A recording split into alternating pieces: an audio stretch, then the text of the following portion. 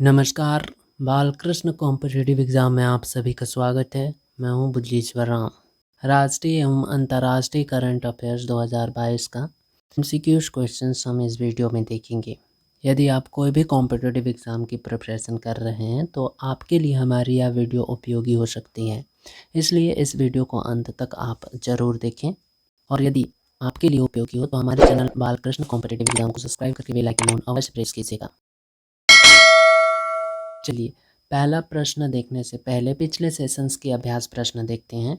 पिछले सेशंस में हमने आपके लिए एक अभ्यास प्रश्न छोड़ा था, वो ये थी रियांग आदिवासी अभी सुर्खियों में है, ये किस राज्य से संबंधित है? Option A Manipur, option B Mizoram, option C Nagaland, option D Sikkim. इस प्रश्न का जवाब है ऑप्शन बी मिजोरम। हाल ही में 5,000 स्थापित मिजोरम आदिवासी मतदाता त्रिपुरा मतदाता सूची में नामांकित हुई हैं। जातीय समस्याओं के कारण 25 साल पहले मिजोरम से विस्थापित हुए 37,136 रियांग आदिवासी में से करीब 5,010 लोगों का नाम त्रिपुरा की चुनावी सूची में शामिल हुई है। त्रिपुरा चुनाव विभाग के अधिकारी ने यह जानकारी दी है। इस प्रकार इस प्रश्न का सही जवाब है ऑप्शन बी मिजोरम। आज का पहला प्रश्न है ग्लोबल इनोवेशन इंडेक्स के संदर्भ में निम्नलिखित में से कौन सा ऐसे कथन सत्य है या है? ऑप्शन ए वर्ष 2022 में ग्लोबल इनोवेशन इंडेक्स में भारत 40वें स्थान पर पहुंच गया है। कथन 2 नॉर्वे लगातार 12वें वर्ष दुनिया की सबसे नई अर्थव्यवस्था के रूप में उभरा है। ऑप्शन ए केवल एक, ऑप्शन बी केवल दो, ऑप्शन सी एक और दो दोनों, ऑप्शन डी न तो एक और ना ही दो। इस प्रश्न का सही जवाब है ऑप्शन बी केवल दो कथन सत्य है। विश्व बौद्धिक संपदा संगठन यानी कि WIPO द्वारा जारी वर्ष 2022 के ग्लोबल इनोवेशन इंडेक्स में भारत 40वें स्थान पर पहुंच गया है, अतः कथन एक सही है। भारत का यह अब तक का सबसे अच्छा प्रदर्शन है। पिछले 7 वर्षों में भारत 41 स्थानों की लंबी छलांग लगाया है। स्विट्जरलैंड लगातार 12वें वर्ष दुनिया की सबसे नई अर्थव्यवस्था के रूप में उभरा है, अतः कथन 2 सही नहीं है। रैंकिंग में अमेरिका दूसरे और स्विट्जरलैंड तीसरे स्थान पर हैं। बता दें कि ग्लोबल इनोवेशन सूचांक विश्व अर्थव्यवस्था को उनकी नवाचार क्षमताओं के अनुसार रैंक प्रदान करता है, जिसमें लगभग 80 संकेत शामिल होते हैं। इस साल इस इंडेक्स का थीमेटिक फोकस नवाचार संचालित विकास के भविष्य पर केंद्रित है। WIPO का मानना है कि इस रिपोर्ट से दुनिया भर के देशों की सरकारों को अपने यहाँ नवाचार बढ़ाने में मदद मिलेगी। इसका मूल उद्देश्य नए विचार और तकनीकों को सामाजिक और आर्थिक चुनौतियों एवं बदलाव में शामिल करना है। इस प्रकार इस प्रश्न का सही जवाब है ऑप्शन ई। अगला प्रश्न है भारत में डिजिटल साक्षरता के संदर्भ में निम्नलिखित में से कौन सा ऐसे कथन सत्य है या है? ऑप्शन ए आंध्र प्रदेश के पुल्लमपारा पूर्ण डिजिटल साक्षरता हासिल करने वाली देश की पहली ग्राम पंचायत बन गई है। कथन 2 पंचायत में समाज के सबसे वंचित वर्गों को डिजिटल शिक्षा प्रदान करने के लिए 15 अगस्त 2021 को डीजी पुलमपारा परियोजना शुरू की गई थी। ऑप्शन ए केवल एक, ऑप्शन बी केवल दो, ऑप्शन सी एक और दो दोनों, ऑप्शन डी न तो एक और ना ही दो। इस प्रश्न का सही जवाब है ऑप्शन बी केवल दो। केरल की पुलम राम पूर्ण डिजिटल साक्षरता हासिल करने वाली देश की पहली ग्राम पंचायत बन गई है। मुख्यमंत्री पिनाराई विजयन ने एक समारोह में इस बात की आधिकारिक घोषणा की, अतः कथन एक सही नहीं है। बता दें कि पंचायत में समाज के सबसे वंचित वर्गों को डिजिटल शिक्षा प्रदान करने के लिए 15 अगस्त 2021 को डीजी पुलमपारा परियोजना शुरू की गई थी, अतः कथन 2 सही है। यह परियोजना 5 इंजीनियरिंग कॉलेज, कुटुंबश्री इकाइयों और अन्य स्वयं सहायता समूह के स्वयं सेवकों की सहायता से चलाई गई थी। इस प्रकार इस प्रश्न का सही जवाब है ऑप्शन बी। अगला प्रश्न है, भारत में यूनिकॉर्न के संबंध में निम्नलिखित कथनों पर विचार करें। कथन 1, व्यावसायिक भाषा में यूनिकॉर्न एक निजी स्टार्टअप कंपनी है जिसका राजस्व यूएस डॉलर 2 बिलियन से अधिक है। कथन 2, भारत दुनिया का तीसरा सबसे बड़ा स्टार्टअप इकोसिस्टम बनकर उभरा है। कथन 3, वर्तमान में भारत में 107 यूनिकॉर्न है जिसका कुल मूल्यांकन डॉलर 340.79 बिलियन है। नीचे दिए गए सही विकल्प का चयन करें। ऑप्शन ए केवल 1 और 2, ऑप्शन बी केवल 1 और 3, ऑप्शन सी केवल 2 और 3, ऑप्शन डी 1, 2 और 3। इस प्रश्न का सही जवाब है ऑप्शन सी केवल 2 और 3। व्यापारिक संदर्भ में यूनिकॉर्न एक निजी स्टार्टअप कंपनी है जिसका मूल्यांकन 1 बिलियन अमेरिकी डॉलर से अधिक है, अतः कथन 1 सही नहीं है। भारत दुनिया में तीसरे सबसे बड़े स्टार्टअप इकोनॉमिक्स के रूप में उभरा है जिसमें 107 यूनिकॉर्न है जिसका कुल मूल्यांकन डॉलर 340.79 बिलियन है, अतः कथन 2 एवं 3 सही है। इस प्रकार इस प्रश्न का सही जवाब है ऑप्शन सी। अगला प्रश्न है, निम्नलिखित में से कौन सा खाद्य सुरक्षा के स्तंभ हैं। कथन 1 उपलब्धता, कथन 2 पहुंच, कथन 3 उपयोग, कथन 4 स्थिरता। सही विकल्प चुनें।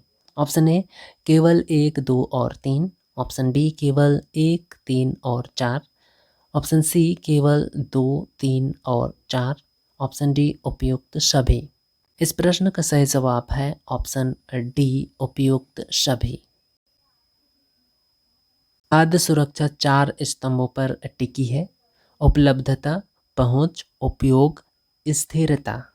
इस प्रकार इस प्रश्न का सही जवाब है ऑप्शन डी उपयुक्त सभी। अगला प्रश्न है, स्तुति पहल किसके द्वारा शुरू की गई है। ऑप्शन ए शिक्षा मंत्रालय, ऑप्शन बी विज्ञान और प्रौद्योगिकी मंत्रालय, ऑप्शन सी संस्कृति मंत्रालय, ऑप्शन डी रक्षा मंत्रालय। इस प्रश्न का सही जवाब है ऑप्शन बी विज्ञान और प्रौद्योगिकी मंत्रालय। विज्ञान और प्रौद्योगिकी मंत्रालय द्वारा हाल ही में स्तुति पहल की शुरुआत की गई है जिसका उद्देश्य विज्ञान और प्रौद्योगिकी बुनियादी ढांचे के लिए राष्ट्रव्यापी खुली पहुंच के माध्यम से मानव संसाधन विकास और क्षमता निर्माण को बढ़ावा देना है। इस प्रकार इस प्रश्न का सही जवाब है ऑप्शन बी। अगला प्रश्न है, चुनावी बॉन्ड के संबंध में निम्नलिखित में से कौन से या स कथन सत्य है। कथन 1 चुनावी बॉन्ड एक ऐसा साधन है जिसके माध्यम से कोई भी राजनीतिक दलों को धन दान कर सकता है। कथन 2 एसबीआई इलेक्टोरल बॉन्ड जारी करने वाला एकमात्र अधिकृत बैंक है।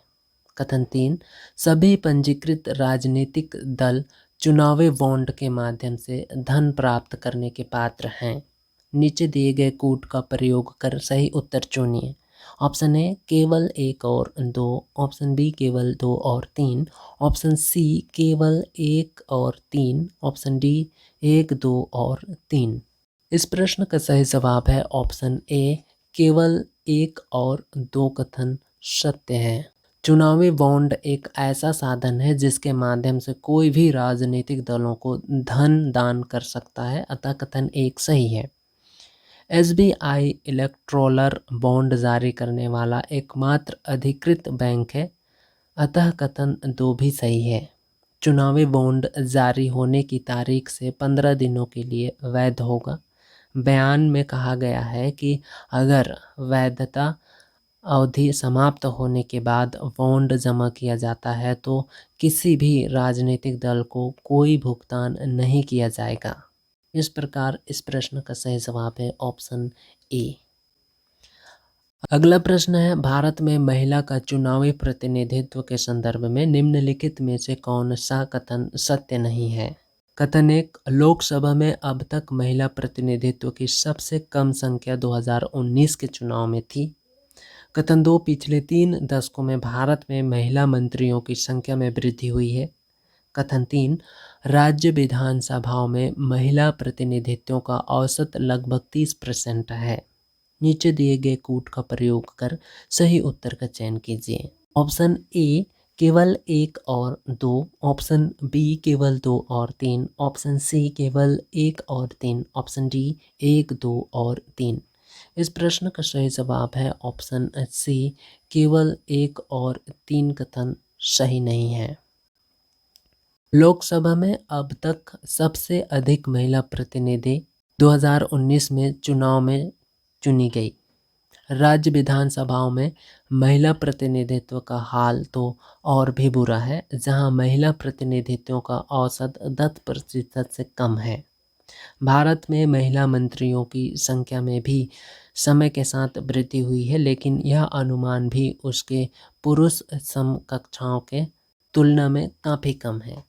इस प्रकार इस प्रश्न का सही जवाब है ऑप्शन सी केवल 1 और 3।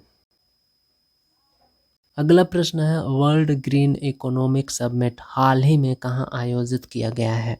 ऑप्शन ए सऊदी अरब, ऑप्शन बी संयुक्त अरब अमीरात, option C Morocco, option D Italy.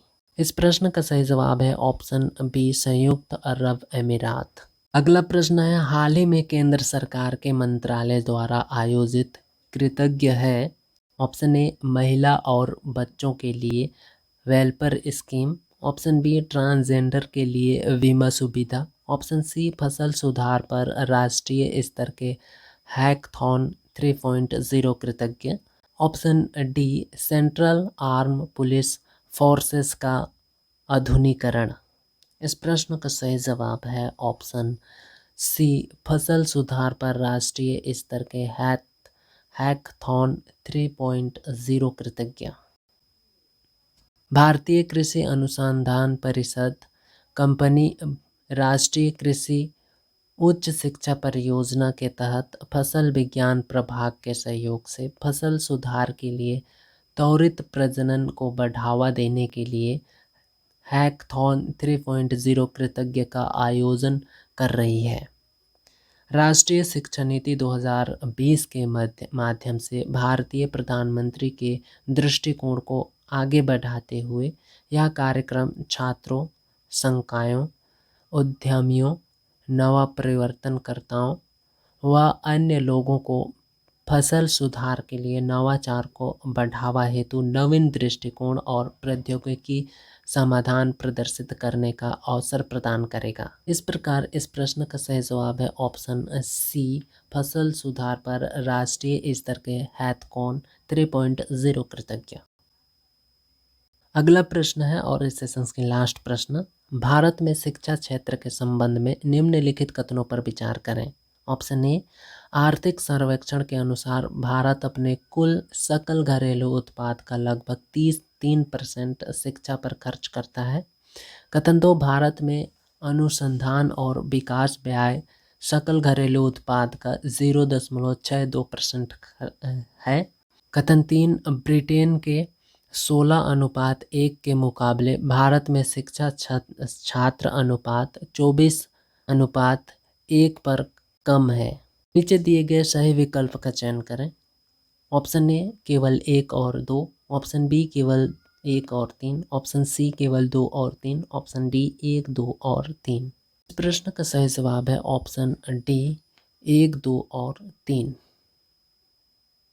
आर्थिक सर्वेक्षण के अनुसार भारत अपने कुल सकल घरेलू उत्पाद का लगभग 3% शिक्षा पर खर्च करता है। भारत का 24:1 ब्रिटेन के 16:1 से काफ़ी कम है। भारत में अनुसंधान और विकास ब्याज सकल घरेलू उत्पाद का 0.62% है। इस प्रकार इस प्रश्न का सही जवाब है ऑप्शन डी, 1, 2 और 3 तीनों कथन सत्य है। आज की अभ्यास प्रश्न है, साल 2022 के भौतिकी के नोबेल पुरस्कार के संदर्भ में निम्नलिखित में से कौन सा यह से कथन सत्य है? यह है कथन 1, स्वीडन के सुनेबर्ग स्ट्रॉम को भौतिकी के क्षेत्र में 2022 के नोबेल पुरस्कार से सम्मानित किया गया। कथन 2, इस साल क्वांटम मैकेनिक्स के क्षेत्र में कार्य करने के लिए ये पुरस्कार दिया जाएगा। ऑप्शन ए केवल 1, ऑप्शन बी केवल 2, ऑप्शन सी 1 और 2 दोनों, ऑप्शन डी न तो 1 और न ही 2। इस प्रश्न का जवाब हमें नीचे कमेंट बॉक्स में ज़रूर दें। साथ में आप ये भी बताएं कि आपको हमारा यह प्रोग्राम कैसे लगा। यदि आपके लिए उपयोगी हो तो हमारे चैनल बालकृष्ण कॉम्पिटिटिव एग्जाम को सब्सक्राइब करके बेल आइकन ऑन प्रेस कीजिए। हमारे साथ अंत तक बने रहने के लिए बहुत बहुत धन्यवाद। अगले सेशंस में आपसे फिर मुलाकात होगी, तब तक के लिए स्वस्थ रहें, मस्त रहें और पढ़ते रहें। जय श्री कृष्ण।